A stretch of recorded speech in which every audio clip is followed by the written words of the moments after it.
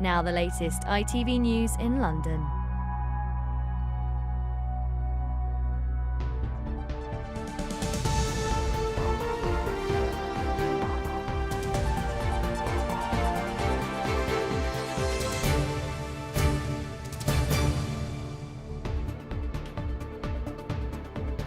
Tonight, ticket to ride on the multi-billion-pound train service. Excitement on the Elizabeth line. Yes, it's late. Yes, it's very over budget, but finally, Crossrail is here. We're on the first train. It's just like so cool to see it actually finally, be here. It's just wonderful.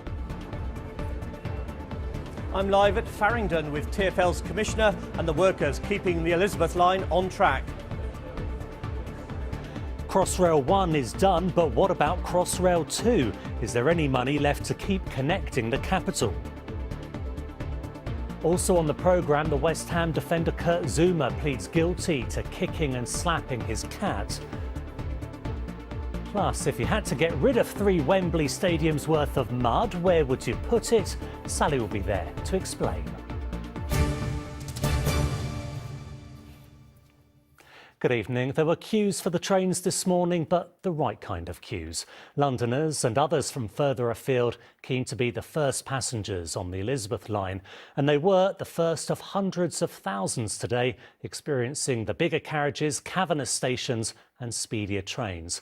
The first train left on time at 6:33 a.m. or several years late, depending on your point of view. Either way, this is a huge day for London, decades in the making.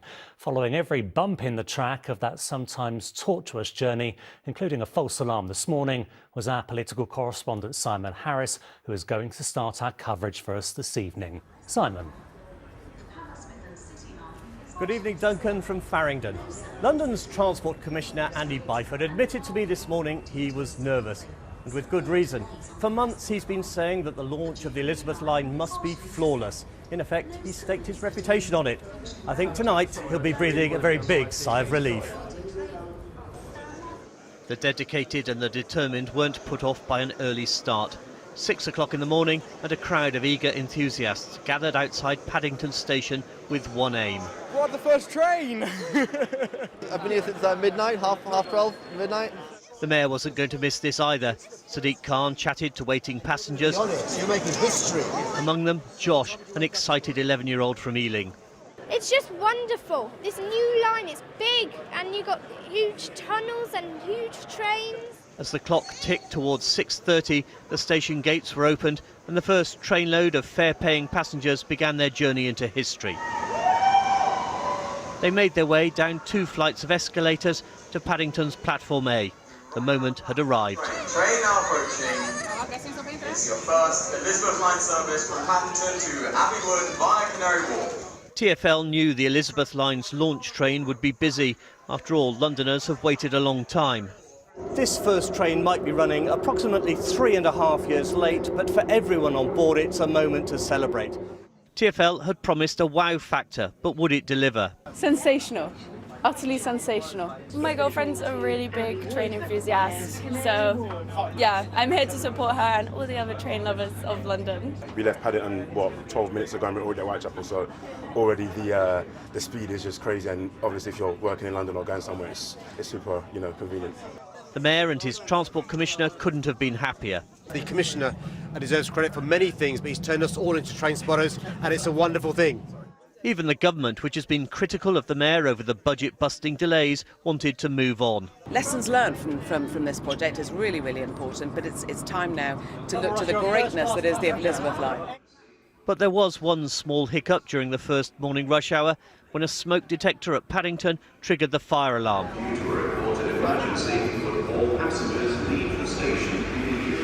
We evacuated the station while we had it checked out. It was checked, false alarm, no smoke. We got everyone back in and back on the move. Woolwich commuters were greeted by dancers. This will not be a regular feature of the Elizabeth line. 3, 2, 1. Yay! For many Londoners, Crossrail couldn't come soon enough, and nowhere more so than Abbey Wood. It's going to transform the area. I think the whole regeneration programme is definitely going to work for Abbey Wood, and it'll put Abbey Wood on the map as well. And the Elizabeth line could create a new property hotspot. You can still pick up a 2-bedroom flat round here for less than 250, which is a lot of money, but compared to the rest of London, it's still quite cheap. But I think with the increase in demand is going to push the prices further up. After the chaotic excitement of the first trains, the rush hour calmed down, allowing commuters to check out the new service. It cuts my journey by 15 minutes. Yeah, at the moment I work in Canary Wharf, so it's really good. We're just doing a trial day to see if it makes much difference to our commute, because we're coming from Dartford, so the connections may not work so well, but hopefully they will. Crossrail took more than 20 years to arrive, but it is finally here. The Elizabeth line connects east to west London, but what about north to south? Crossrail 2 was first proposed in 2014, connecting Surrey to Essex and Hertfordshire. The estimated budget, an eye-watering £30 billion. The Prime Minister Boris Johnson said plans won't be shelved despite the cost of living crisis. Here's Martin Stew. The quaint Essex market town of Waltham Abbey feels a world away from central London. If a second Crossrail gets the go-ahead, it could be just a matter of minutes. Last week, the Prime Minister hinted plans could be back on track. The real thing for us now is to think about Crossrail 2. All the problems of commuters coming into Waterloo, getting up to North London, you can fix that with another Crossrail. So I think we should be getting on with that. Whilst the Elizabeth line connects the west to the east of London, Crossrail 2 would go from the north down to the south. That would connect Essex and Hertfordshire, with Surrey passing directly through the city. In 2014, it was estimated the project would cost £30 billion and create 60,000 construction jobs. Not to mention increase interest in towns on the line. It'd be amazing for the area. The transport links in Waltham Abbey is probably the weakest part of Waltham Abbey, so being able to get straight into different parts of London would be amazing. Travel agent Gay Borland says it would help get business moving. Oh, it'd be brilliant to have faster connections into London, especially from Broxbourne and Waltham Cross area. People come to the Lee Valley Park, to the Olympic Park, regenerate Waltham Abbey, hopefully, yeah, bring a lot more people here. But with the cost of living crisis, who is going to pay? Well, Battersea Power Station opened recently at a cost of £8 billion, and that was funded by local business rates and property developers themselves. But a project the size of Crossrail 2 is unlikely to raise enough funds, so money would need to come from central government or TfL, and the latter have already been bailed out to the tune of £4.5 billion to make up for lost revenue during the pandemic. No wonder the Transport Secretary was less bombastic than his boss. I have stepped in to safeguard land to enable the project to be able to happen. Of course, Transport for London, TfL, would need to be in a position to fund that, and I think they probably have other priorities in the immediate future, but let's see. Those who know money talks aren't banking on it happening quickly. Are you holding your breath that it's going to happen anytime soon? I don't think so. Not the way economic climate at the moment. No, I can't see it happening, really. There's too many other things to worry about, isn't there? So despite the Prime Minister's positivity, there is a long journey ahead and potentially an even longer wait. Martin Stew, ITV News. Well, this has been a big day for a lot of people, and the Transport for London Commissioner Andy Byford is certainly one of them. He predicted the mood today would be insane excitement. Andy, have you calmed down yet? Just about, Simon. It's been quite the day. It's been an historic day. We've been absolutely overwhelmed by the customer reaction. People have come into this fabulous railway in their tens of thousands. Already, by 5 p.m, we've had 140,000 people ride through the central section, 250,000 overall, and the overwhelming comment has been, wow. Is that more people than you expected? Well, I'd say it's about what we were expecting, probably slightly more. It's just been incredible. I mean, I was at Paddington this morning for the first train, 6:30 this morning, to be met immediately by a massive crowd of people who were just dying to ride and be on that first train. So it's been really fun. And not actually all of them testing from London. people reaction. No, I mean, Las Vegas, Denmark, Hong Kong, Germany, France. It's been an international experience. You had the fire alarm at Paddington. Not part of the plan, but didn't worry you too much? No, not really. We think it was probably some dust got into the detector. Safety first as ever. We asked everyone to leave. Fire Brigade did their usual great job. We were back on the move very quickly. Momentous date, May the 24th. 1 month from now is also very important, June the 24th. That's right. when your current funding agreement with the government for Transport for London runs out. You and the Mayor have got a lot of serious talking to do with ministers to make that work. How's it going? We do, so that's absolutely job number one for me now. In just 1 month, here we go again with funding. Now, as I always say, very grateful for the £5 billion of support we've had from government to date, but now we need to get that long-term deal sorted out. We just had our credit rating downgraded, and we just can't plan properly if we don't have that long-term deal. So we're already starting the negotiations. I think it's going to be tough, but we're absolutely determined to strike a fair deal with government. Give me 3 years capital funding and we can do more of this kind of thing. We've talked about Crossrail too. Is it really a pipe dream? Well, I'd love to do it, and I was very encouraged by the Prime Minister himself saying, let's dust off the plans. We're ready to go. We've got those plans ready. But, you know, we understand that the country is in dire straits. The Exchequer has a lot of challenges, and we've actually put both Crossrail 2 and the Bakerloo Line extension, both really credible schemes, on the back burner. But hey, if the government has got the money, they've seen the benefit today, they've seen the economic benefit, let's get started. One thing striking about Crossrail, all 41 stations, including the 10 new ones, are accessible after a long campaign by pressure groups like Transport for All. Yeah. Disabled people don't just want to travel on Crossrail, they want to travel on all your lines. Absolutely they do, and I don't think you can be proud of a transit system until and unless it is fully accessible to everyone. So we're making good progress on what you might call the classic underground. We're already up to 100 stations, that's around a third of them. Harrow on the Hill, very difficult station, was completed just a few weeks ago. So this is great, this is the way of the future. I'd like to see the whole London transport system brought up to this level of accessibility. Well, Andy, thank you for joining us here at Farringdon today, and congratulations. Thank you. Right, we'll be back a bit later when I'll be joined by the man giving Oyster card tutorials by royal appointment, and... OK, let's go back to our top story now and the opening of Crossrail. Duncan, it's been a momentous day for this project. The Elizabeth Line officially opened today. Let's bring you up to speed. The first train from Paddington set off at 6:33 a.m. this morning, arriving into Abbey Wood just 28 minutes later.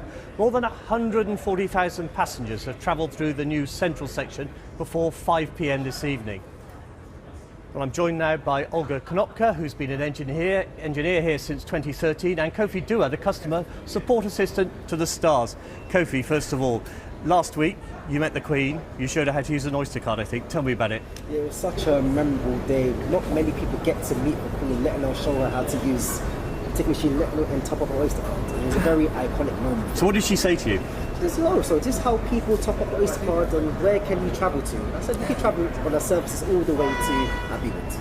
And I think your mum was quite excited, wasn't she? Mum was very excited. She's been telling everyone, all the neighbours, all the family members, everyone. She's very ecstatic. Now, Olga, you're an engineer. You've been working on this project for 9 years, I think. Does this mean the end of your career at Crossrail? I think it's just the beginning of my career as a whole, but on Crossrail we're slowly winding down, obviously. We've delivered the rail in its amazing glory today, and I think from here on, for me anyway, it's on to new things, but as a Crossrail rep, we're still slowly handing over last So how did you get into it? Because I think you started off in a very different form of engineering. Yes.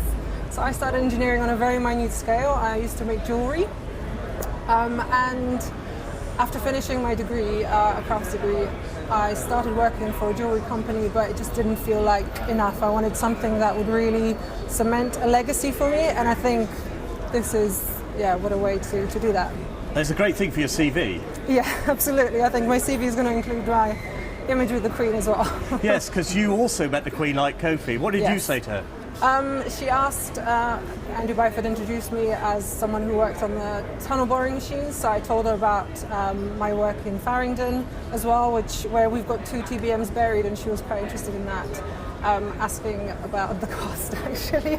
So we've told her that we recovered as much as can be recovered, and the rest, unfortunately, has to stay. Did she seem reassured by that? Yeah, yes. Tunnel boring machines, I mean, that was a big part of this project, wasn't it? It was, yes. It was, so I feel I got relatively lucky. I started work on Plumstead Depot, where we had the 2 special machines which were boring through the chalk. And the ones boring through here has been the ones boring through clay. As a whole, It's an amazing experience, and certainly has been for both of you. Kofi, very quickly, you were down on the platform, I think, at Tottenham Court Road today. Yes, what was it like today? Who were you dealing with? Magnificent seeing all the customers finally get to see the brand new Elizabeth line. It was just ecstatic. Finally, the long-awaited project is finally over, and customers can finally see this magnificent line and what we've been working on the past few years. Kofi, Olga, thank you very much for joining us here at Farringdon tonight. And that's it from us at Farringdon Station, but we're going to cross now to Sally Williams, who's in Essex. And Sally, I think, still standing on Crossrail ground. Yeah, I am. Welcome to a very windy Wallasey Island. Now, earlier we posed the question, if you had 3 million tonnes of mud to get rid of, where would you put it? Well, if you're Crossrail, you dump it right here and create a fabulous, with the RSPB, beautiful, vast, stunning wetlands reserve that's full of gorgeous creatures and beautiful birds. And earlier I came along to find out exactly how they did it and just who's enjoying it. Let's take a look. Home sweet home, and it looks like the birds have been here forever. But what you're actually looking at for the birds is the equivalent, I guess, of what we'd call a brand new housing estate. 14 years ago, Wallasey Island was a farm full of fields. Today, it's transformed into this, a wetlands nature reserve twice the size of the City of London. And here's how. First, enough earth to fill Wembley Stadium 3 times was transported from Crossrail to the River Thames. Then it was shipped several miles up here to Wallasey. And finally, the sea was allowed to flow in. It's a beautiful, noisy nature reserve for birds. Alan, the noise from these birds is extraordinary. What are they shouting at? They're all kind of shouting at each other, trying to call for their chicks. The breeds here include thousands of gulls, but also avocets, corn bunting, the rather rare spoonbills, and these little poppets, water voles. If the birds could talk, how thrilled do you think they'd be that you've created this place for them? Well, I mean, they are talking at the moment quite loudly, and I think that what they're saying is that this is a kind of an amazing place for wildlife. So, and we need more Wallaceys, really. But none of this was possible without Crossrail and its mud, which has helped shape and protect the land. What's so nice is seeing something so beautiful and green coming out of something so industrial. Yes, and it was very innovative when we did it. I don't think anybody had quite done anything like this before, so it was all a bit uncertain, but the results have been fantastic. It's hard to believe anything other than nature has had a hand in this project, and perhaps that's the best thing about it. Well, the birds have all quietened down now here. I believe the technical term is roosting, still the odd one just squawking and flying about. And it's funny standing here in this vast landscape. It feels quite insignificant. We've had some huge storm clouds pass by us, a few rumbles, but now the sun has come out. And so with that, let's take a look at the weather. Thank you, Sally. Crossrail has, of course, been decades in the making. From rows about funding to delays to celebrations, there have been plenty of ups and downs, which we followed all the way here at ITV News London. Every twist and turn, false start, brick being laid, you name it, our cameras and reporters have been there recording it all.